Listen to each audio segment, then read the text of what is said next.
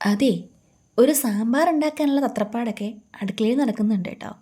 ഇന്നലെ പറിച്ച തടിയങ്കായുണ്ട്, മിനിഞ്ഞാന്ന് പറിച്ച 2-3 വെണ്ടയ്ക്കയുണ്ട്. ഒരു 2-3 ഉരുളക്കിഴങ്ങും 2 ഉള്ളിയും പച്ചമുളകും ഒക്കെ ഉണ്ടെങ്കിൽ സാമ്പാർ സെറ്റാക്കാം. പിന്നെ കുറച്ച് അമരക്കയുണ്ട്, 2 ബീട്രൂട്ടും ഇരിപ്പുണ്ട് കേട്ടോ. ആദ്യം ചായ, പിന്നെയാണ് ബാക്കി കാര്യങ്ങളിലേക്ക് കടക്കേണ്ടത്.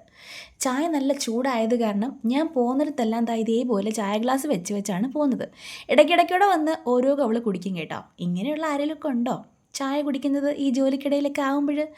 ആ, കാര്യം പറഞ്ഞിട്ട് നിൽക്കാനൊന്നും സമയമില്ല കേട്ടോ. നമ്മൾ സാമ്പാറിൻ്റെ കഷ്ണങ്ങളൊക്കെ അരിഞ്ഞതാ അടുപ്പത്താക്കിയിട്ടുണ്ട്. ഇടയ്ക്കൂടൊക്കെ എവിടുന്നോ ഒരു വഴുതനങ്ങയും ഒരു ക്യാരറ്റും ഒക്കെ വന്നു കേട്ടോ.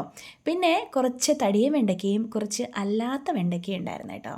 അത് നമ്മളിതാ ഇവിടെ മുറിച്ച് വെച്ചിട്ടുണ്ട്. ഇനി കടുക് താളിച്ച് ഒന്ന് വഴറ്റി സാമ്പാറിനകത്ത് ചേർക്കണം. എൻ്റെ മാതാശ്രീയുടെ സ്പെഷ്യൽ ഐറ്റമാണ് സാമ്പാർ കേട്ടോ. ഞാൻ എത്ര ഉണ്ടാക്കിയാലും ആ ഒരു ടേസ്റ്റ് എന്താണെന്നറിയില്ല, ഇതിന് കിട്ടൂല കേട്ടോ. വിശാലമായിട്ടൊന്നും കാണിക്കാൻ വരുന്നില്ല കേട്ടോ. കാരണം ഇന്നും നമ്മളങ്ങ് വെക്കുന്നതും തിന്നുന്നതും കുടിക്കുന്നതും ഒക്കെ ആണല്ലോ. ഇന്നും അതിന് വ്യത്യാസമൊന്നുമില്ല. ഇടയ്ക്കൂടെ ഞാൻ പോയി 2 മുട്ടയൊക്കെ പൊരിച്ച് വെച്ചു കേട്ടോ.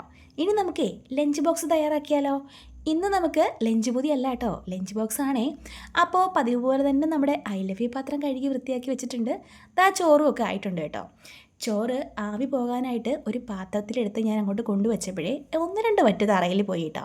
ഈ ഭാഗമൊക്കെ നമ്മൾ വൃത്തിയാണക്ക് തൂത് തുടച്ച് ക്ലിയറാക്കി ഇട്ടേക്കുന്ന സ്ഥലമാണ്. ആ താഴെ പോയി വറ്റെടുത്ത് ഞാൻ തിരിച്ച പാത്രത്തിൽ തന്നെ ഇട്ടിട്ടുണ്ട്. അത് കണ്ടിട്ട് വേറൊന്നും വിചാരിക്കേണ്ട കേട്ടോ.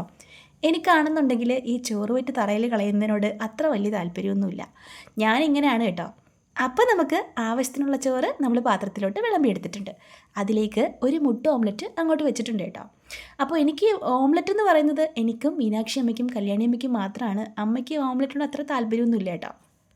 പിന്നെ നമ്മൾ കുറച്ച് മെഴുക്കുരട്ടി വെച്ചു. അത് നമ്മൾ ആദ്യം കാണിച്ചില്ലേ, 2 ബീട്രൂട്ടും കുറച്ച് അമരിക്കയും, അത് മെഴുക്കുരട്ടി ആക്കിയതാട്ടോ. അപ്പോൾ അതങ്ങോട്ട് വെച്ചിട്ടുണ്ട്. പിന്നെ നമ്മുടെ ചൂട് സാമ്പാർ പാത്രത്തിലോട്ട് അങ്ങോട്ട് ഒഴിച്ചെടുത്തിട്ടുണ്ട്. അപ്പോൾ നമ്മുടെ ഇന്നത്തെ ലഞ്ചൊക്കെ ഇത്രയേ ഉണ്ടായിരുന്നുള്ളൂ. ബീട്രൂട്ട് മെഴുക്കുരട്ടിയും മുട്ട ഓംലെറ്റും പിന്നെ നമ്മുടെ സാമ്പാറും ഒക്കെ ആയിട്ട് അടിപൊളിയൊരു ലഞ്ച്. ഇഷ്ടമായാൽ ലൈക്ക് ചെയ്യാൻ മറക്കരുത് കേട്ടോ.